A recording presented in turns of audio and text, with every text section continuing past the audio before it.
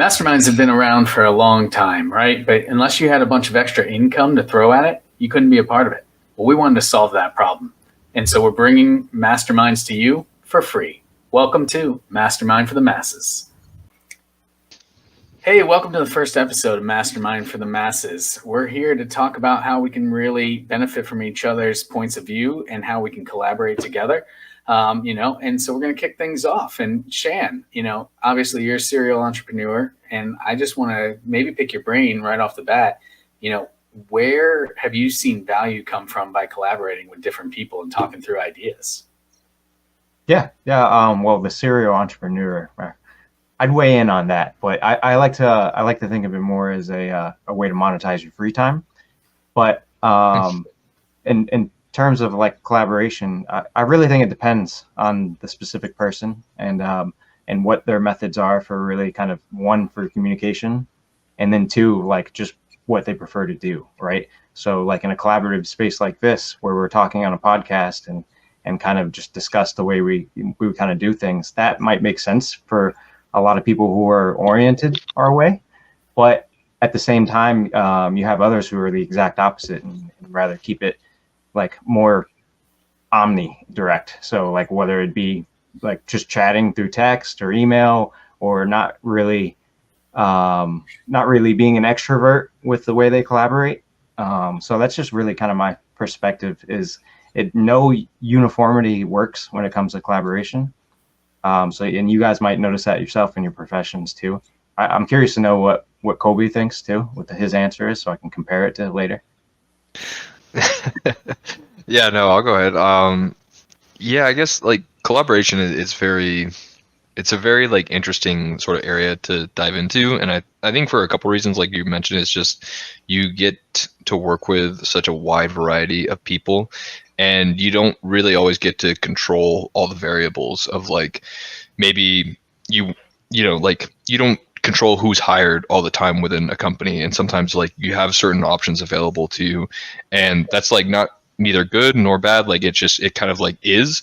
And I think the interesting part about collaborating as an individual coming into the space is figuring out how you fit into the mold, or like fit into the group that you're joining in a way that's going to be productive professionally, engaging socially with your coworkers, and kind of like stimulating that environment that you want to create. Whether it's like you come in and you're like, man, I think like we could do this better within our group, or maybe we could, like in a social perspective, like with how we all interact with each other, or maybe like we're just not getting enough done professionally, so maybe we should like consider how we structure our working relationships. And I think that's where it starts to get like really interesting to me, honestly, is those two pieces, because humans are just like super dynamic, and how you like, it's just like random ingredients get thrown into a pot and you kind of like see what emerges, except you get like a bit more culinary control over the result. And I love that analogy, comparing it to like a culinary recipe, because it is, depending on the ingredients, whatever comes out, it's amazing. Even if you happen to be watching this podcast on video right now, right, even the backgrounds we chose, there's differences here, so like there's a lot of benefits from seeing the different points of view. And I think you nailed that perfectly, both of you, but especially love the analogy about cooking. But, when you think about the ingredients, right, and kind of building on what you talked about, Colby, you're making this fantastic meal, but then what happens if you accidentally like add too much salt, right, or the wrong ingredient gets in there? Are there challenges with collaboration? Yeah, I mean, 100%. Like, I think there's often, I feel like people, at least my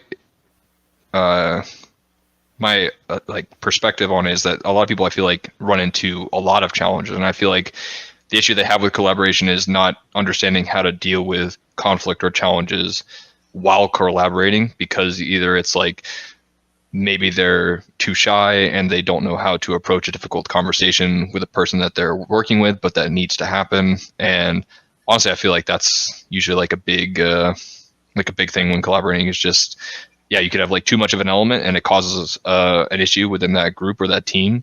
And figuring out the most elegant solution to that issue is, really, really complicated and really hard, obviously, because it depends on the people and the content involved. Yeah, no, that definitely makes sense. Depending on the person, the approach has to differ.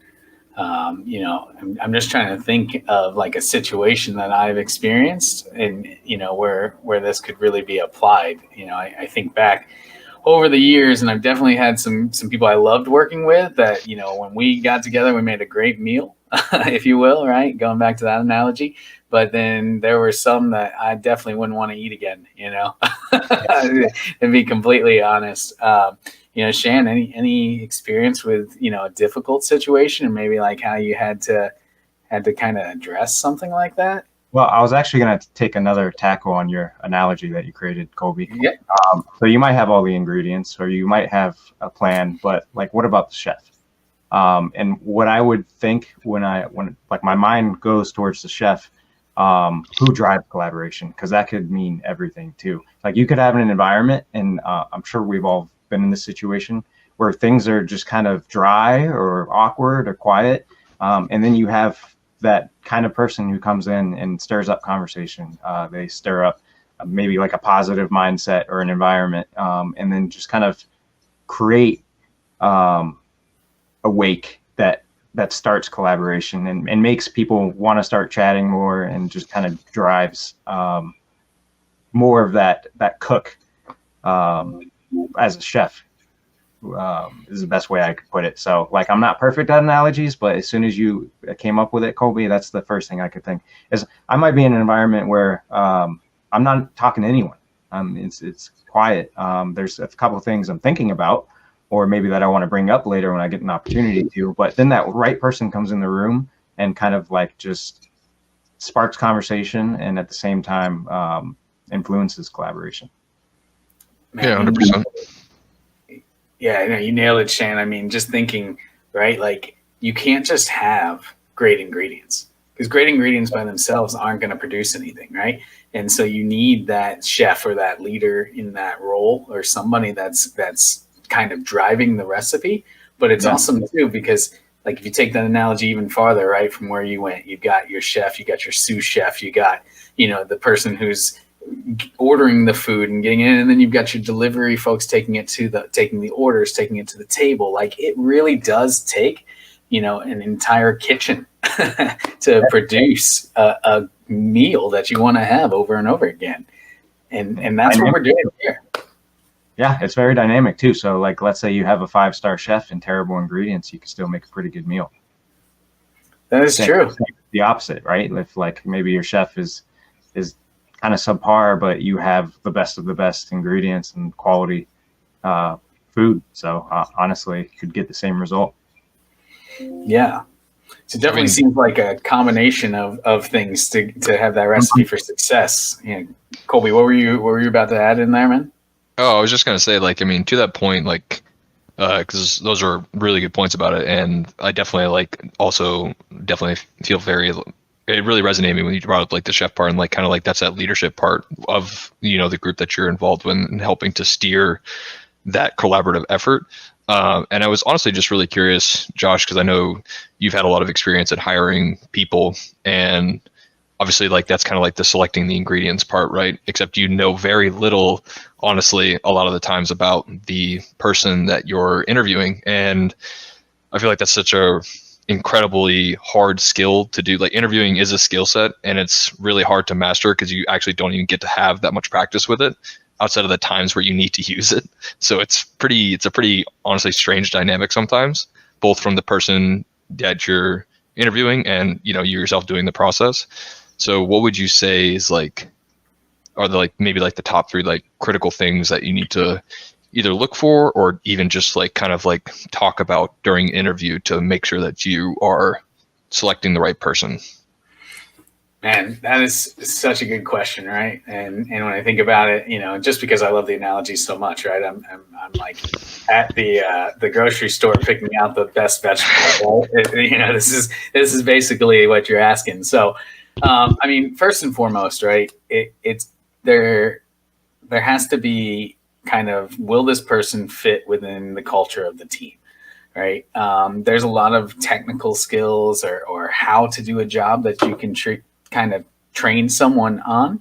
But are they going to create conflict, right? Are they not the right ingredient for the recipe, if you will? And if they're not, that's okay. And honestly, you'd be doing them a disservice to bring them aboard if they're not going to be a good culture fit. Because hopefully, even during that interview process, at least from my perspective, I'm still trying to figure out what the person across the table from me wants to do with their life, as much as I can tell in that 30 minutes to an hour that I'm talking with them, so that I can make sure that anything that I'm offering them aligns with that. Because if it doesn't, it's not the right fit for them either. And over the long term, they're not going to be happy.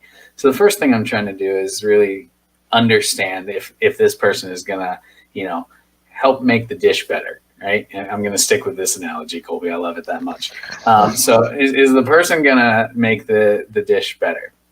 And secondly, right, depending on the role, I do need to make sure that the capability and skill set is at least on par with the needs at the moment. So if I don't have a critical need, but the person seems to have the aptitude for it, I'm willing to take a little bit of a risk on that if I feel like they can do the job.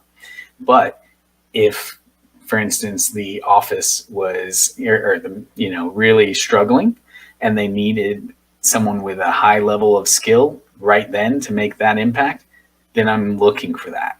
Now, if I meet someone that's great, has the aptitude, but doesn't have the skill level right now, I may log them away for the future when I don't have the immediate need, right? So the skill and technical ability or capability around the tasks at hand, that's something I'm looking for. So culture fit first, will they get along with the team? Then can they do the job quickly and well? Like how long will that acclimation period take?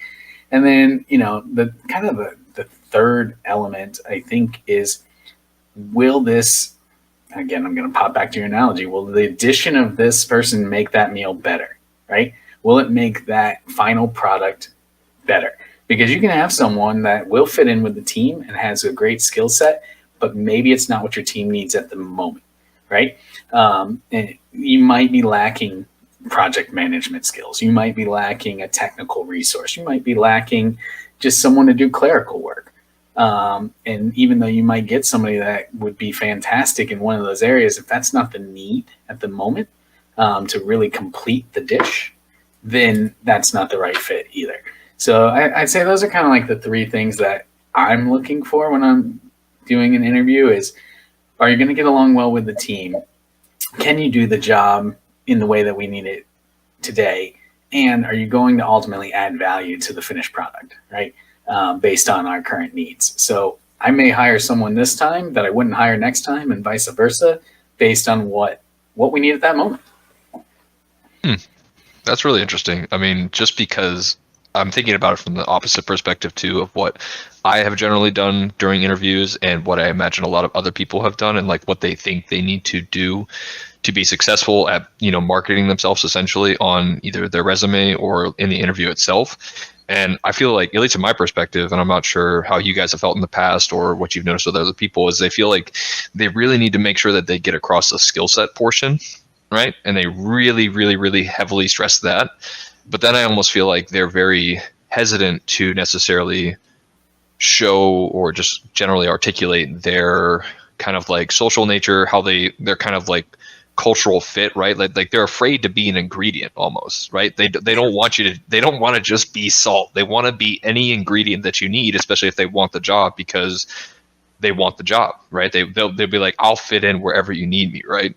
Yeah. But it's really hard to commit to that, right? Because like it takes a lot of guts to do that in an interview process, because you could completely bomb the interview, right? Yeah. Like you could completely like say the wrong thing, do the wrong thing, and they're gonna be like, yeah, like this isn't gonna work, right? So it's really interesting to like kind of hear that side, because I have not really done any hiring decisions like whatsoever, and I've always wondered like what I would prioritize. And one of the things I've definitely noticed with you, Josh, is that you seem to have been really successful in that area, and to hear that it like kind of like was what I thought in terms of like culture is like super interesting to hear, just because of like I said, that other dynamic. Yeah, and I'll add one thing to that, right? Because you're right, the interview process can be like scary, especially when you're on that side of the table. But one of the things I always try to do right off the bat is disarm the situation, right? You guys know me pretty well, and there's definitely not a corny joke that I can't tell, right? So like I'll throw it out there and make myself almost seem less threatening or less intimidating because I just said like a really corny joke. Now, some people would be worried about that, like discrediting them. But what I'm trying to do is really kind of let that person know that, hey, we're both humans. We're both here to have a conversation. There's no reason for you to stress. Like, the literal worst thing I can do to you is tell you no, and you may really want this job. But at the end of the day, right, we're going to try to find the best fit. So let's collaborate. Let's see if this is a good fit. There's some double-sided value there. Like in reality, you're trying to diffuse the situation and make it more comfortable for the interviewee, but at the same time, you're also trying to get through the nerves so you can actually find out who this person is all about, what their skill level is, and how well they can kind of present themselves in a situation where it's not like an evaluation. Yeah. So that is kind of like, it's interesting you say that, and you think about the value that kind of goes like hand in hand with that. And what Colby said earlier as well, when he mentioned like kind of everyone doesn't want to be one specific ingredient, that resonated so heavy with me because in the amount of interviews I've sat in, like I definitely wanted to be every ingredient. And like Shan's allspice. Well, when you think of it like the other way around, which unfortunately most people don't, whatever they're looking for, and generally it's pretty centralized. Like if someone they're looking to add value to their team, like it's not necessarily like a well-rounded value. It's more like they're looking for a specific skill set, or they have a specific task at hand. And if that person can kind of sell that and put 80% of the effort there instead of 100% effort in being well-rounded, you'll probably get a lot further in an interview. But that's crazy that you said that, Colby, because I can honestly say that until we talk about it right now, I never really take that in mind before an interview. Yeah, I mean, honestly, same here. Like, I mean, I just like literally thought of it right this second as Josh was saying that, because I'm just like, man, like, why haven't I ever just tried to, like, everyone always says just be natural, be yourself, but like it's so hard to do that because, right, like a lot of the times when you're looking for a job, it's not always like you're not in the spot where it's like, oh, it's okay if I don't get it. It's like, no, like when I needed a job, I needed a job. So right. It's like a mix of like, yeah, I want to find the right place, but at the same time, I really need to find a place to work and make money, get experience, all that sort of stuff. So right. I think it also is just, it can be hard to do depending on where you're at in life and what your journey looks like. And that's true. And you said something a minute ago that I think resonated a lot with me, right? So you said, you've focused a lot on skills, and that's going to come up probably during the conversation, but I'll tell you, most of the time, I already have a pretty good understanding of what your skills are because you've given me that paper resume. What that paper resume doesn't tell me is what is different about Colby, what is different about Shan, like what's the differentiator, right? Because the differentiator is what drives us to these recipes. Like if we go back to the recipes for a minute, right? You can get a burger from Wendy's, you can get it from Burger King, you can get it from McDonald's, Arby's, you can pick any fast food place to get a burger, or you can go to a sit-down restaurant and get a burger. But mm-hmm. What is it that makes you pick the place that you pick, right? It's not the technical aspects of that construction of the burger, right? It's not the fact that there's 2 pieces of bread and a piece of meat, boom, that's everywhere. But what is it that makes that different? And that's what I think as an interviewer, I'm looking for. You turned our beautiful meal into a fast food passport. No, you just need a burger, man, a burger and a beer, and you're good to go. Well, what you're saying though is if someone with the whole differentiator portion, obviously you're not going to add yellow onions if you add white onions. I mean, maybe in some recipes you would, but if you don't have something that kind of separates them apart, you don't have as much value or taste in our analogy. So that's a good point too. Yeah. And what's really cool, right, is, and I think it's important for people to realize, is just because you aren't selected for this meal doesn't mean you don't fit great into another meal, right? Like, it's the reality. Yeah. Yeah, 100%. you can get really disappointed and discouraged sometimes when you're going through the interview process and you're not getting selected, and you start to think like, what's wrong with me? Well, nothing, right? Because maybe this is the burger that's at, the fast food chain, and this is the Wagyu beef burger over here with truffles, right? And like, depending on what role you're trying to fill in what capacity, the needs are different. And so, you just have to find the right meal. Yeah. Yeah. And a lot of that too just stems from, having confidence within yourself, right? And knowing your value. And I think it's just that unfortunately people just aren't used to being rejected over and over again during a process like that. And so it's, you almost have to like go through it to then, develop the confidence to have that. What were you going to say, Shane? I was actually going to put Josh on the spot again, because kind of going back to our theme. Like that.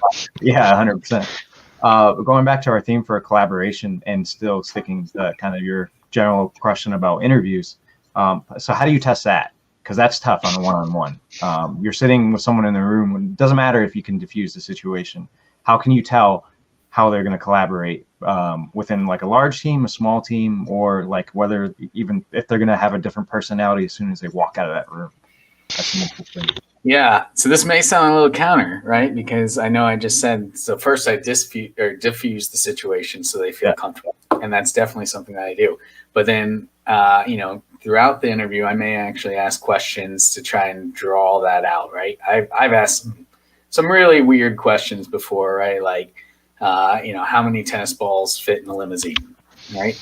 And at first you go, well, that's kind of obnoxious. Why would you even ask that question, right? Or things like that. But the reality is it starts to get you to understand who that person is, right? Because they have a couple of different ways to respond to that. They can say, that's a dumb question, which, may be valid, but nonetheless, that can be the response. Or they can start, or you can see if their mind's a little more analytical, right? Because not all limousines are the same size. You've got your Hummer limousines, you got your standard limo, right? And so you start to think about different aspects. So are they someone that sees things from different angles? And it really comes down to knowing your team right now.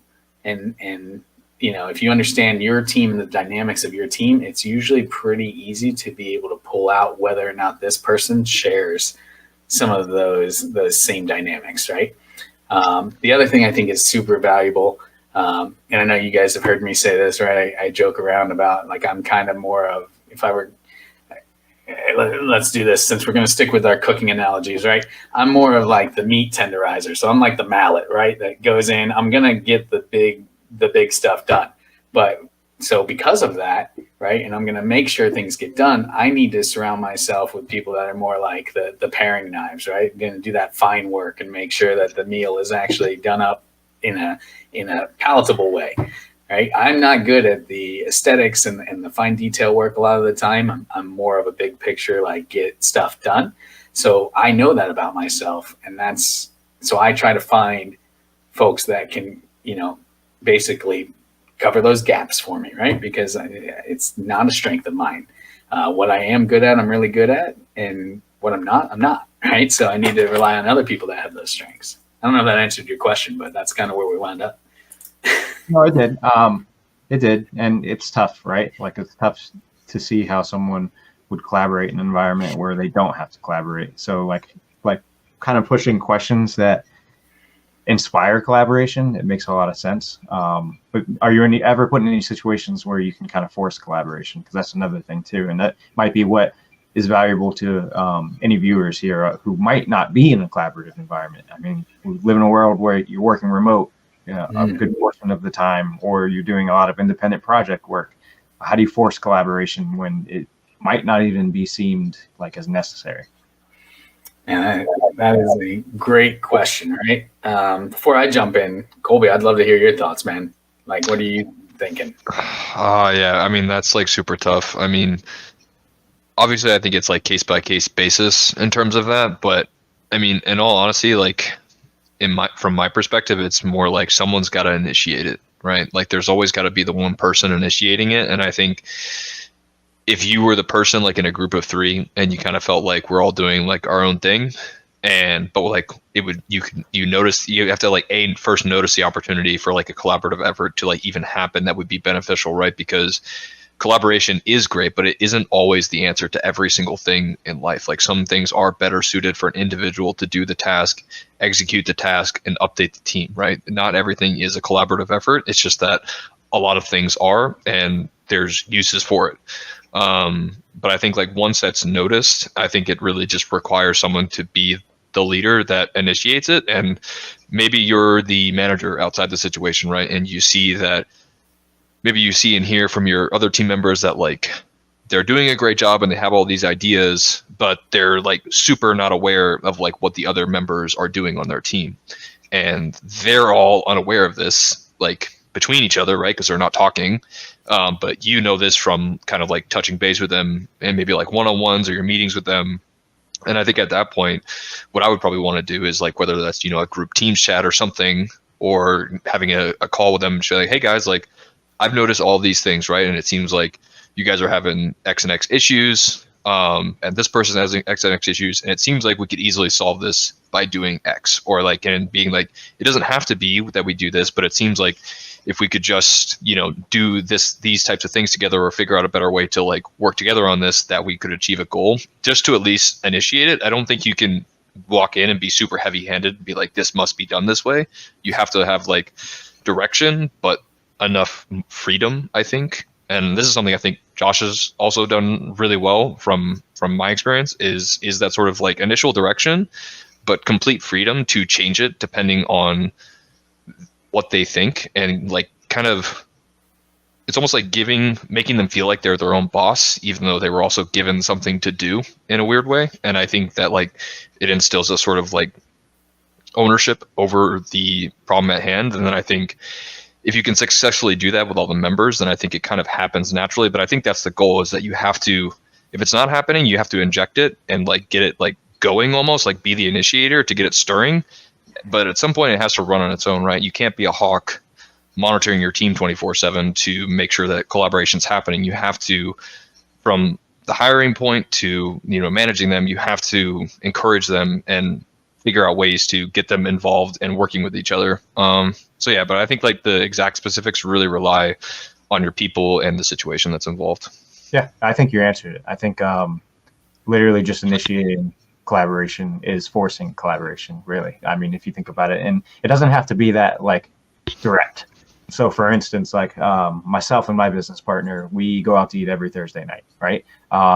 We almost treat it as like, like the company covers dinner. We get to hang out, chat. We kind of treat it like almost like a reward thing. But in reality, we're getting a lot of collaboration efforts that we don't get done normally throughout the week, done all at once, and it doesn't feel forced. So I probably worded it incorrectly when I said like forced, but I think you guys both put a good perspective on it, because and I'm sure, I know Josh is familiar with like probably throwing together some touch bases. Between the coaching and directing the department, throwing together just a touch base, like that's already a collaborative effort, because you're collaborating and getting feedback from a group of individuals who probably in a regular situation wouldn't even be speaking with each other. So I think just initiating is forcing, right? And even though it sounds really direct, I think that's more than enough to kind of inspire collaboration. Well, I think you guys kind of hit it, in a roundabout way, like Shan, with even like your dinners on Thursday, right? Like what you're really talking about is building trust and relationships, right? And that fosters that collaboration, so because your business partner and you are out Thursday night, and I'm sure you're talking about business, but I'm sure other things come up, right? And you develop kind of a relationship, you build trust. And now, like to Colby's point, right? You don't have to be kind of the hawk over top of what's going on. You've handed off the recipe. You trust that the sous chef might toss a couple extra ingredients in, but it's going to be for the betterment of the meal, right? They're not, because you've got a collective vision and something that you're shooting for. You guys understand you have the same mission, same purpose, same end goal. And because of that, it doesn't necessarily matter if you follow the exact same route, as long as you wind up at the same destination.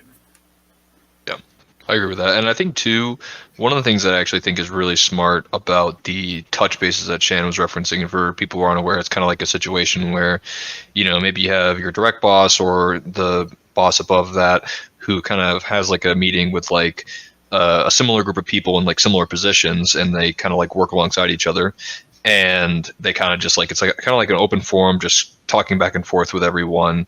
And it really does end up leading to just like collaboration on maybe issues you're running into, successes that you've had that you want to make sure continue and go down the same road. So it can be a big mix of things. But one of the reasons I think that is really important, I think it's especially important for like a really younger group of workers who maybe don't have a lot of experience with collaboration, because I think it gives you the opportunity to model what it should look like, right? Because I feel like in general, it's like collaborating is a skill that people learn and develop over time, and they can get better or worse at it. And I think especially for younger people coming into, maybe it's their first professional job, you know, outside of maybe working at a fast food restaurant, a grocery store, right? Like it could be a much different setting like when you get your first professional job, and kind of like being like, oh, like I don't even know what it looks like to have this type of conversation with my boss or with my coworkers. Like, I don't know how direct I should be, how indirect I should be. Like, what issues should I bring up? Like, should I bring up this problem that I had, or is that like not appropriate in this given circumstance? But then like when you start to like your boss is being like, hey, like, you know, X, Y, and Z like poses a couple questions and is looking towards you for an answer. It kind of like was like, oh, like I have a lot of like say in like what goes on here. Like I can, you know, give my voice, my opinion, because it's not like it's like a, you know, safe place essentially to talk and discuss ideas. Really, it's almost like an open like philosophy discussion on the workplace essentially, and like what's going on, and like having that sort of open forum conversation. So I really like it for that, from that modeling perspective too. Like I think it's actually how you can encourage more for that to happen outside of those meetings in the future, because you've sort of modeled and exemplified it for them already.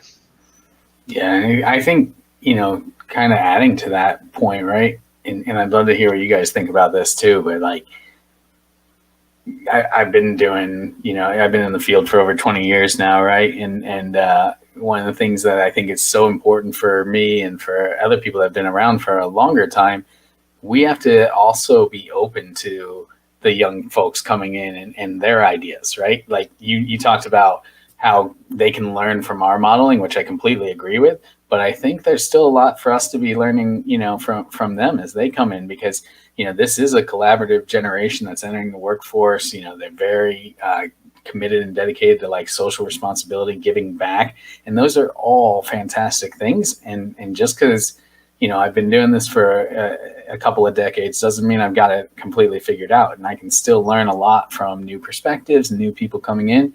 And, you know, I think that's something that's an incredible value add also. But, you know, I'm curious what you guys think about that.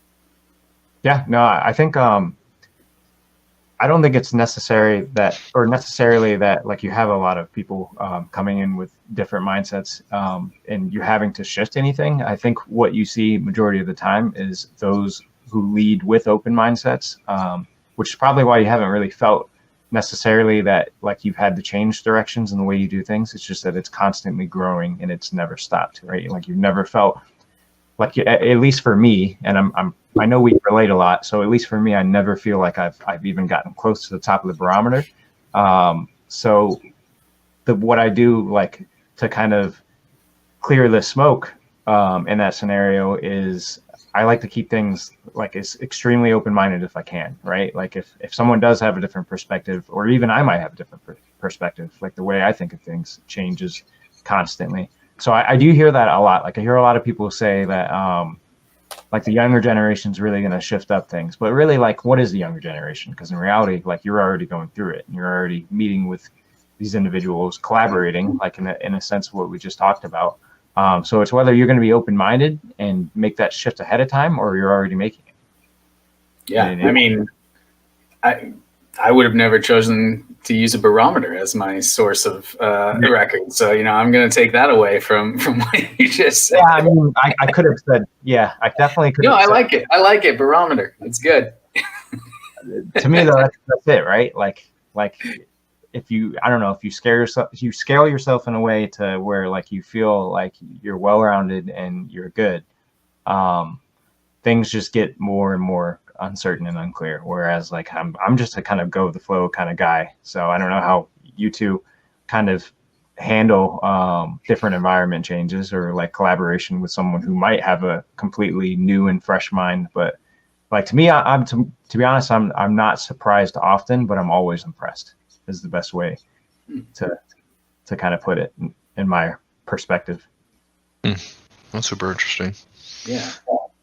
Yeah, I mean, I guess from my perspective, in terms of that dynamic between kind of like seniors and like the younger generation, like and senior in any way too, like right, like I think you could be considered like a because it's really in the eye of the beholder. I feel like in this instance, because you could be, you know, a new person in that profession. You may be older than the person that's kind of like been there for a while, but like you could see them as like the senior, like a senior level person in the company due to their experience within that role or that company itself. And I think the interaction between those kind of like two separate fields is really critical, I feel like, too, because that can quickly stifle collaboration too, depending on if either side is very close-minded in their approach to working with other people. And I think it's really that key point you touched on, Josh, with just realizing that there is always something to learn, like it's curiosity, like always being interested in like what other people have to say genuinely, right? Like you can talk all the time about like, oh yeah, I'm open to being wrong, I'm open to this, I'm open to that, but I feel like unless you're curious, it's hard to even realize that you could be wrong about something. Like if you're not really curious about the world, it's hard to notice when that happens, right? And yeah, so I just think that's like super critical, and I don't even think it necessarily has to be from someone who's been within a field for 20 years. I think it oftentimes can happen with the younger individuals that are coming up, and they're like super gung ho, and they're like, I'm gonna prove everyone wrong, like I know everything, right? Like you can also have those types of individuals, and I think ultimately it just stems from it's not just curiosity, but it's also humility as well, right? Like being humble and curious about the world. Yeah, it's like the irony. You know, the wiser you get, the more you or the less you think you know, right? Mm-hmm. It's funny how that works out. Yep.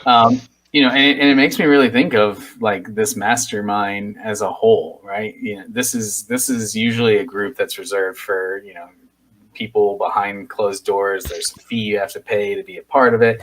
And what we really wanted to do, obviously, was bring this to everybody and give that opportunity.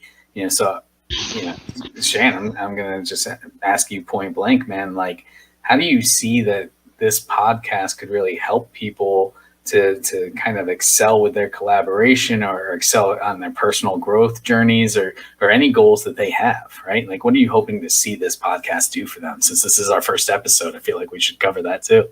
Yeah. So, I mean, we mentioned earlier talking about like real life examples. I think for me anyway, the way I think everyone kind of knows what they need to do in life, or like if they have goals set in mind and they're coming across content like this, that they, in the back of their minds, they know what they want to accomplish, or they know they have goals, and it just takes some action. And usually for me, this kind of content is what stirs the pot when it comes to like taking that specific action. We all know, like in the back of our minds, we should be creating this kind of content. We should be hitting the books or just jumping in on a specific goal we might have.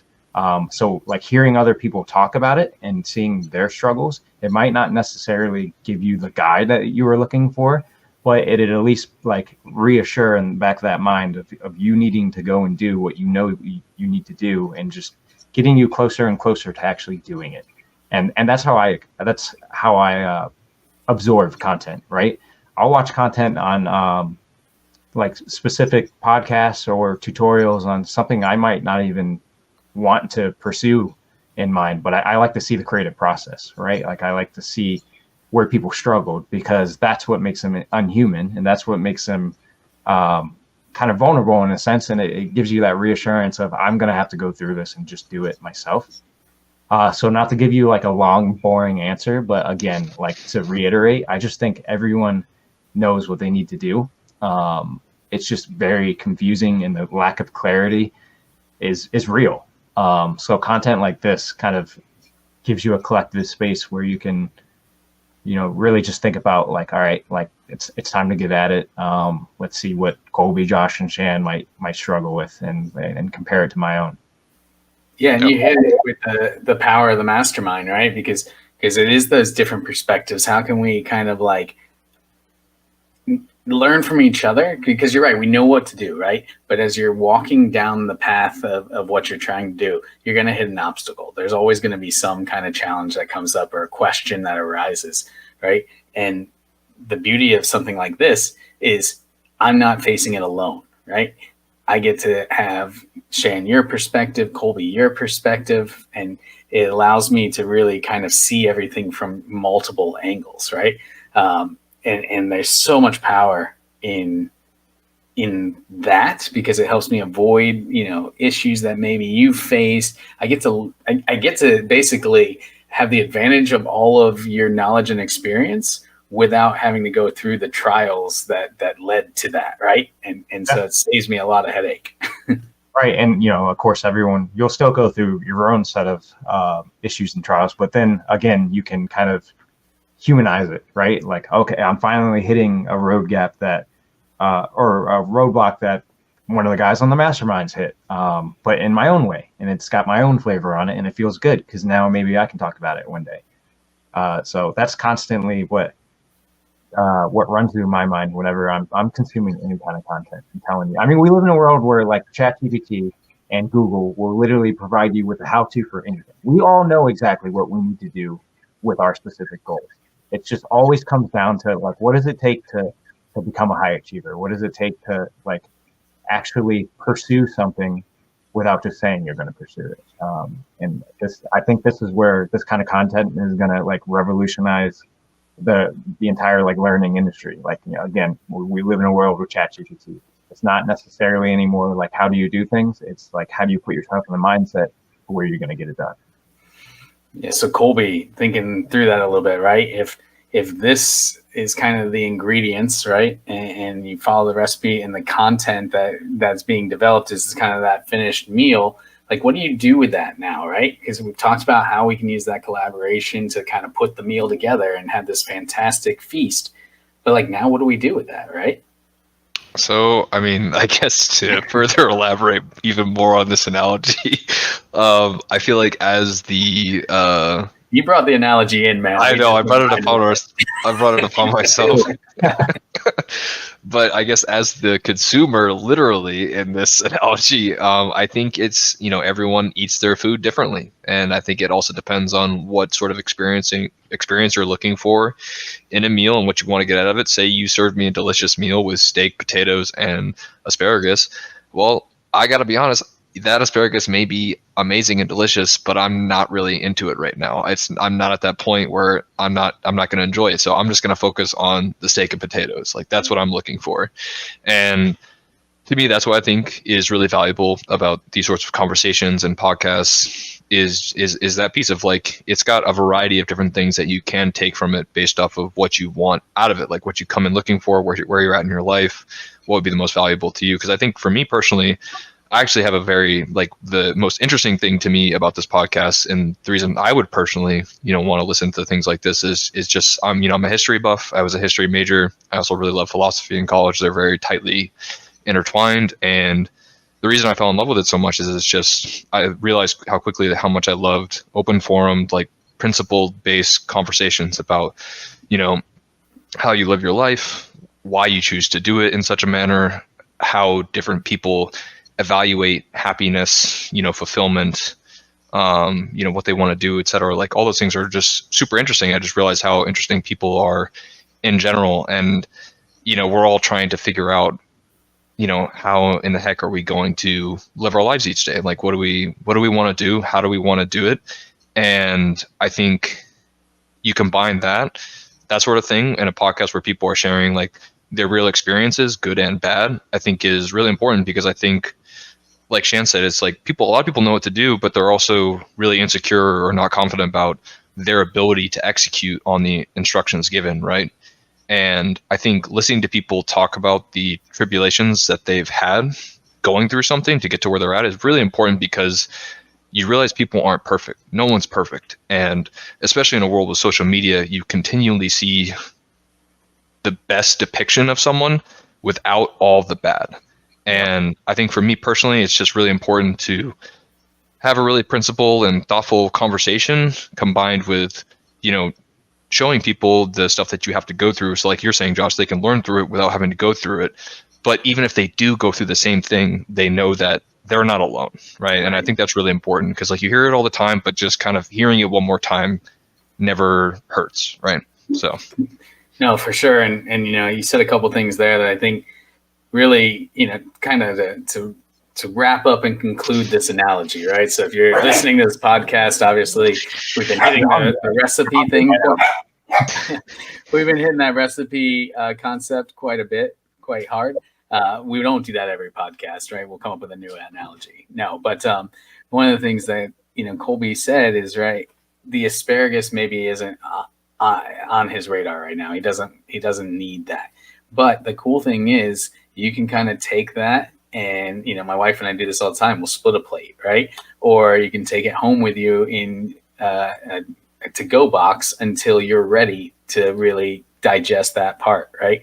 So even if today, the content maybe isn't 100% applicable, what everyone here is doing is they're laying down a foundation for when that comes up, right? There's an old definition of luck. It's when preparation meets opportunity.